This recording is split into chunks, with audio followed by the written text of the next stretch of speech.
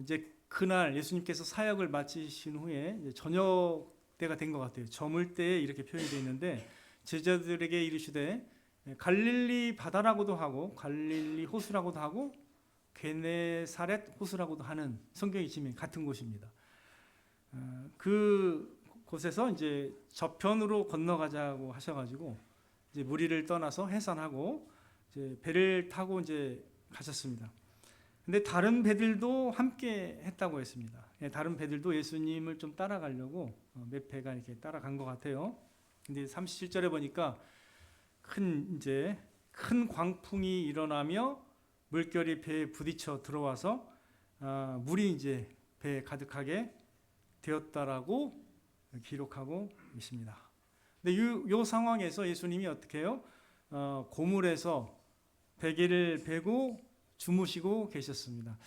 고물이라는 단어가 이제 배의 선미, 그러니까 선미죠, 선미. 그러니까 배의 그 뒷부분이죠, 뒷부분에서 이제 주무시고 계셨는데 제자들이 이제 이 상황에서 이제 예수님을 부르면서 선생님이여, 우리가 죽게 된 것을 돌보지 아니하시나이까, 이렇게 이제 다급하게 이제 예수님을 깨웠습니다. 그리고 이렇게 얘기했죠. 우리가 죽게 된 것을 돌보지 아니하시나이까 하면서 예수님을 이제 급하게 깨운 겁니다. 예수님께서 이제 바람을 꾸짖으시며 바다더러 이르시되 잠잠하고 고요하라 말씀하셨는데 바람이 그치고 아주 잔잔해지는 놀라운 이제 경험을 이제 제자들이 하게 된 것입니다. 예수님이 이제 40절에 더 보니까 이렇게 말씀하세요. 그렇게만 하고 끝난 게 아니라 어찌하여 이렇게 무서워하느냐, 너희가 어찌 믿음이 없느냐라고 이렇게 도전을 하셨습니다. 책망을 하셨습니다. 그러면서 이제 결론이 뭐냐면 41절에 그들이 심히 두려워하여 서로 말하되, 어떻게 고백했죠? 그가 누구이시기에 바람과 바다도 순종하는가 하였더라. 이렇게 나옵니다. 자, 우리가 지금 마가복음을 통해서 예수님이 어떤 분이고 예수님이 어떠한 일을 행하시고 계신지를 우리가 관찰하고 있습니다.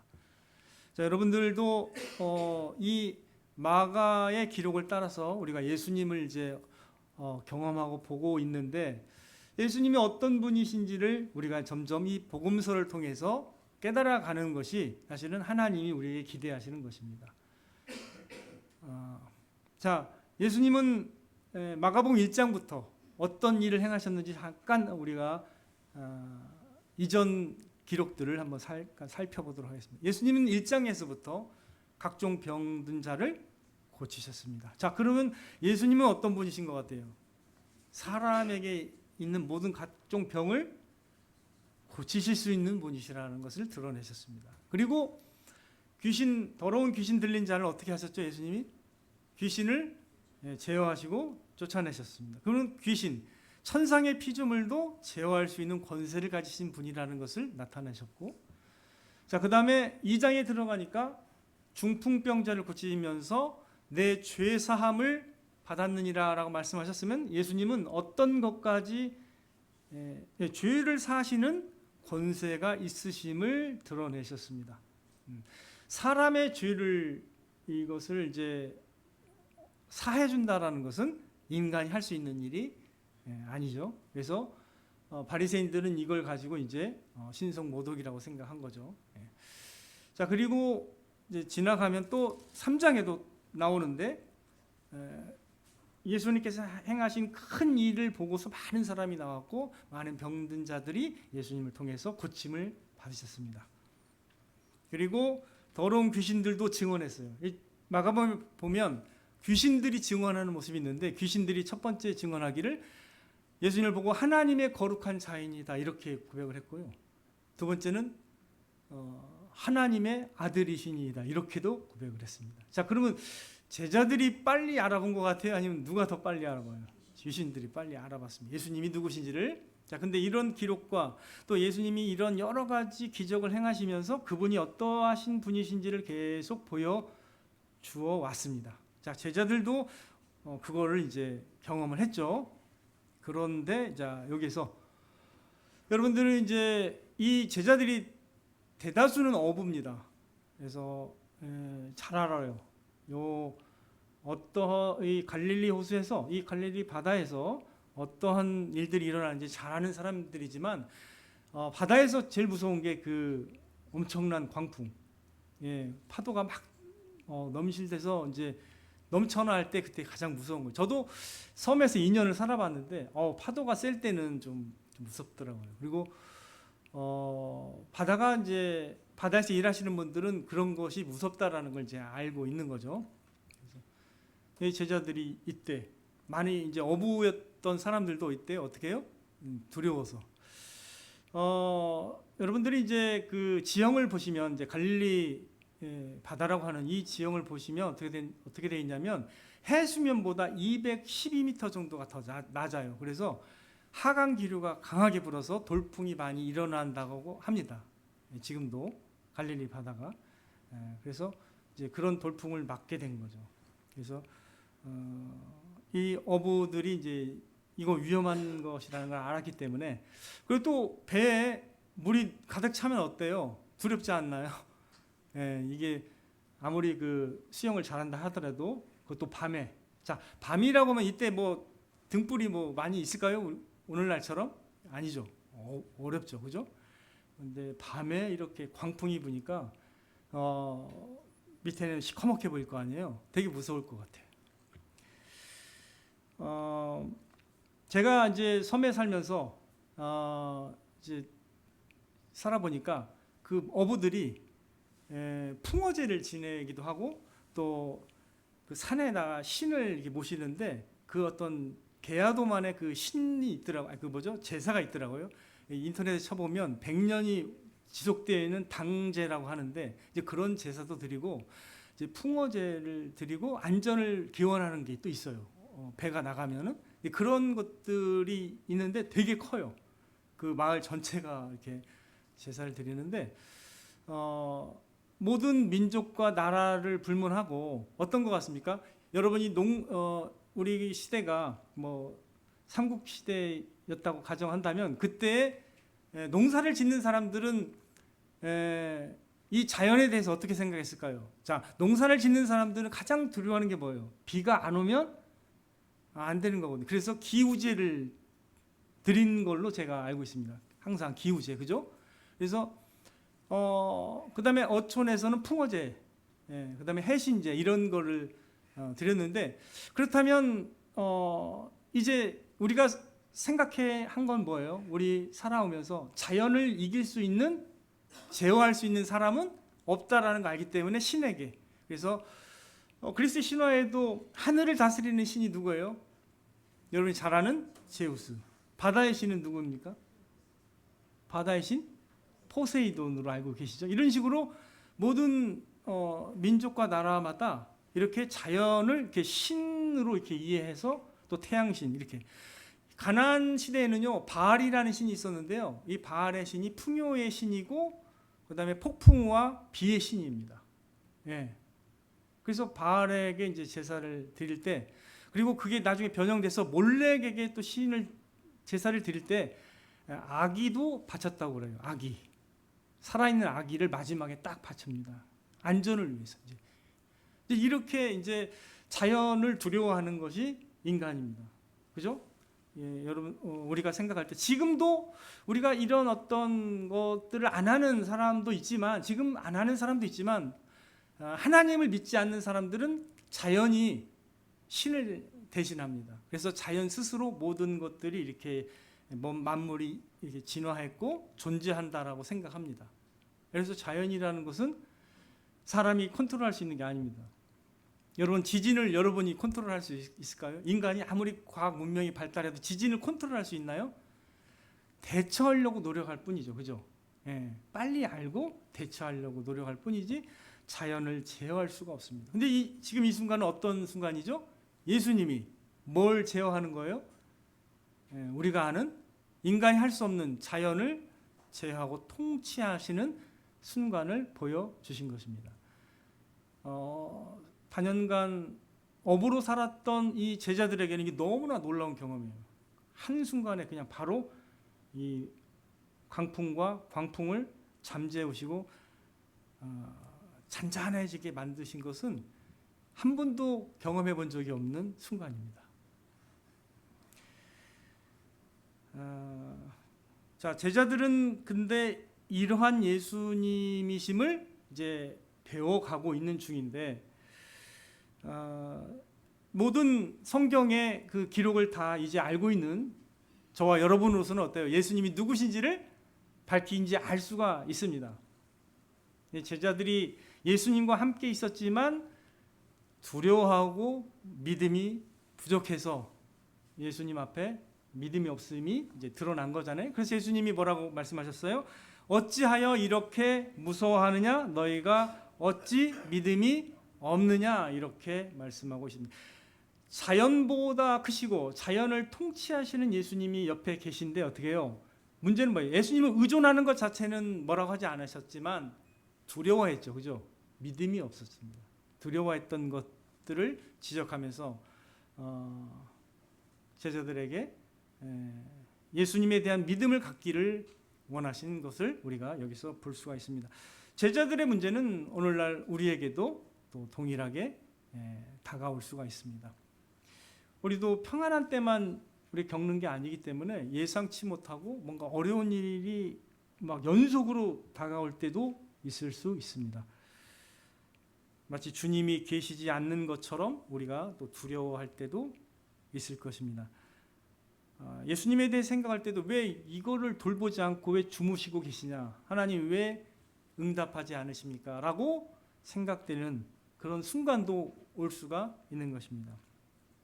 그래서 우리도 때로는 환경에 눌릴 때가 있어요. 환경이 막 굉장히 또 안 좋아 보이면 주님을 바라보기보다는 이제 주위 환경을 많이 바라봅니다. 마치 베드로가 예수님이 물 위로 걸어오라고 하셨을 때 처음에는 믿음으로 이렇게 걸어갔지만 어떻게 해요? 바람이 막 쌩쌩 불고 막 난리가 나니까 어떻게 해요? 그걸 보다 보면서 점점 빠져나가는 그런 것들을 우리도 이제 경험할 수가 있는 것이죠. 그러나 이때 우리에게 이제 믿음이 필요합니다. 모든 상황보다 크시고 모든 것을 아시며 모든 상황 가운데 합력해서 선을 이루시는 주님이 우리 곁에 계시다라는 것을 알기를 주님은 원하시는 것입니다. 세상 사람들이 보기에 믿음을 가진 사람이 그래서 때로는 현실적이지 못하다. 야, 현실 파악이 좀 더디다. 약간 현실도 도피적이다. 이렇게 생각할 수도 있어요. 믿는 사람들을 보면 그래요. 아, 저 사람 계산이 딸리네. 이렇게 볼 수가 있다라는 거예요. 자, 이 부분에서 여러분들 때로는 그런 비판을 받는 것이 합당하다고 생각할 필요도 있습니다. 세상은 그런 관점을 갖고 있습니다. 환경 자체만을 보기 때문에 환경 위에 계시는 하나님을 그들은 볼 수 없기 때문에 관점이 다릅니다. 그래서 우리를 현실 도피적이다, 현실에 대한 이해가 부족하다라고 볼 수가 있습니다. 이렇게 어려운데 왜 저렇게 이상한 평안을 누리는가? 저럴 때가 아닌데 이렇게 말할 수도 있어요.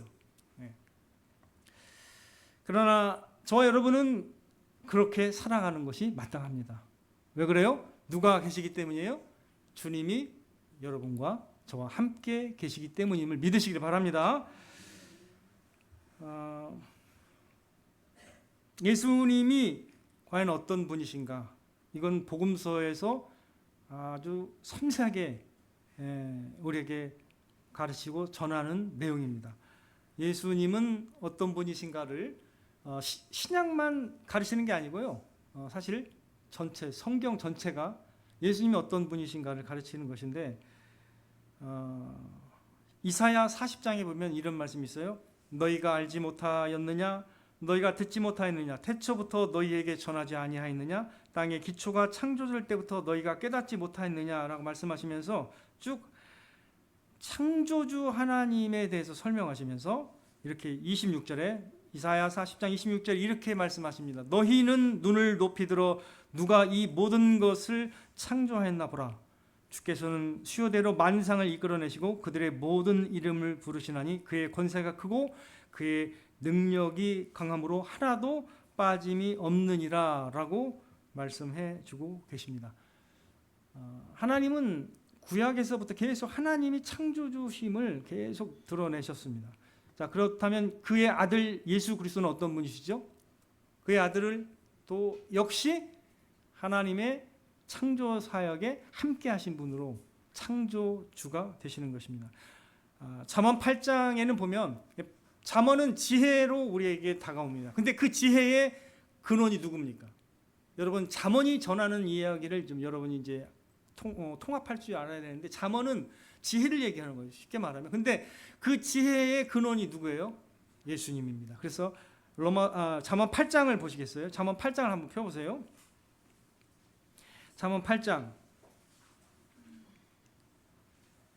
예수님이 지혜로 의인화됐습니다. 지혜는 인격이 아닙니다. 하지만 성경에서는 잠언에서 지혜는 누구를 가리키느냐면 예수 그리스도를 가리킵니다. 잠언 8장 22절부터 보겠습니다. 자, 읽겠습니다. 시작. 여호와께서 그 조화의 시작 곧 태초에 일하시기 전에 나를 가지셨으며 만세 전부터 태초부터 땅이 생기기 전부터 내가 세움을 받았나니. 이게 의인화된 건데 누구를 가리킨다고요? 예수님. 자, 30절 같이 읽겠습니다. 시작. 내가 그 곁에 있어서 창조자가 되어 날마다 그의 기뻐하신 바가 되었으며 항상 그 앞에서 즐거워하였으며. 그 다음에 35절. 대저 나를 얻는 자는 생명을 얻고 여호와께 은총을. 나를, 이게 누구를 가리키는 거예요? 이게 예수님입니다. 그래서 예수님은 창조주 되신다라는 걸 여러분 아셔야 돼요. 창조는 지혜를 의미하는 거예요. 엄청난 지혜입니다. 여러분들, 우리의 지성으로요 우주를 간파하기가 어렵습니다. 제가 최근에 우주 잠깐 보면서 느낀 건데, 유튜브에 뭐 나와 있더라고, 이렇게 교육하는 게. 그래서 한번 봤는데 태양이 얼마나 큰지 여러분 아시죠? 지구의 지름의 109배입니다. 태양계에서 제일 커요. 근데 태양은 전체 우주에 비하면 그렇게 큰 건 아니에요. 그런 별이 많이 있는데 태양의 2000배, 지름이 2000배 되는 별이 있습니다. 감당이 안 되죠, 우리 사이즈가. 그죠? 그리고 그런 어떤 뭐 이런 은하단이라고 하는데, 이 은하단이 갖고 있는 그 별들의 수치가 뭐 상상 초월합니다. 근데 그런 은하가 뭐 엄청난데, 하나님이, 저는 우주를 생각하면 우리가 생각하기에 감당이 안 되는 광대하신 하나님이라는 걸 알 수 있는데, 그걸 어떻게 그분의 지혜로 그렇게 했을까? 상상이 안 됩니다. 그 정도로 하나님은 지혜로우신 분이에요. 그래서 창조주는, 우리의 창조주 예수님은 어떤 분이라고요? 모든 것을 창조하고 운행할 지혜가 있으신 분이라는 걸 아셔야 됩니다.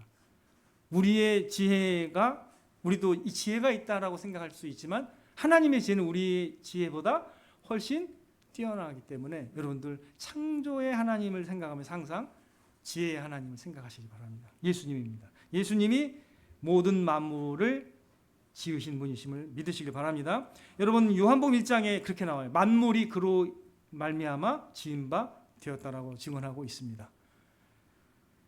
자, 그다음에 여러분이 잘 아는, 자, 이제 로마서 11장 36절. 이는 만물이 주에게서 나오고 주로 말미암고 주에게로 돌아갑니다. 이게 제가 늘 강조하죠. 이게 우리가 가질 수 있는 최고의 세계관입니다.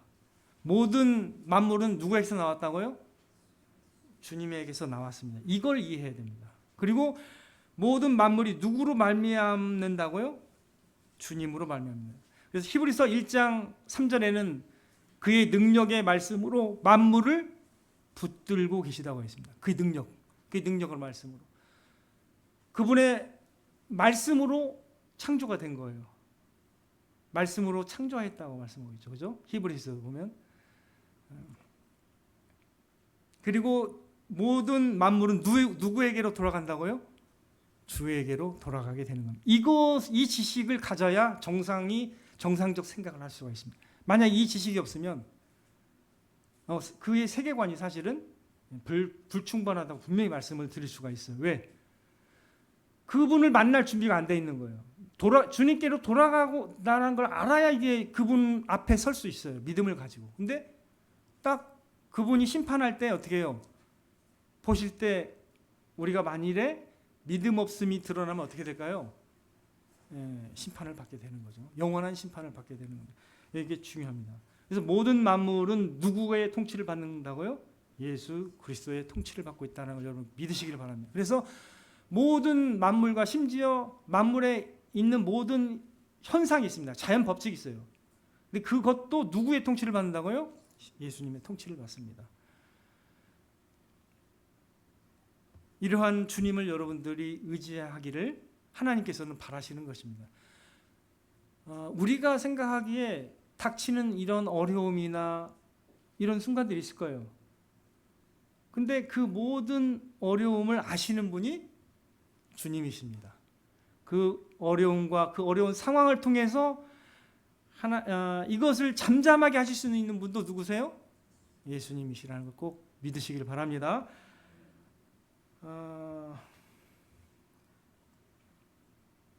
주님은 모든 만물의 창조주시며 모든 만물을 통치하시는 분이시며 모든 것을 심판하실 분이시며 저와 여러분을 구원하실 수 있는 구세주가 되시는 분이시라는 것을 항상 기억하시기 바랍니다.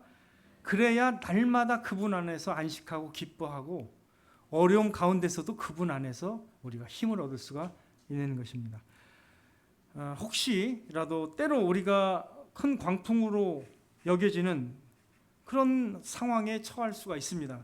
마음이 답답하고 불안해할 수 있습니다. 그렇다면 그 순간을 직면하게 될 때 이 말씀을 기억하시기 바랍니다. 그 모든 것 위에 계시며 그것을 잠잠하고 고요하게 하실 수 있는 주님을 바라보시기를 축원을 드립니다.